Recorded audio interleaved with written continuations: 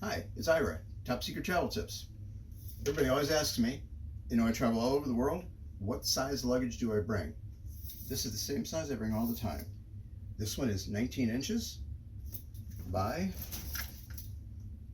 9 inches by 13 inches. That's all you need for a 7-day trip or a 14-day trip, because you're going to have to do your laundry no matter what. What I have is 7 t-shirts, 7 dress shirts, 7 pairs of underwear. I have 3 jackets, whatever you're going to need for the temperature that you're going to. I have a couple pairs of pants, and I have some stuff that I sleep in, and a travel belt. I'll do a little short on the travel belt later to explain that to you. Thank you.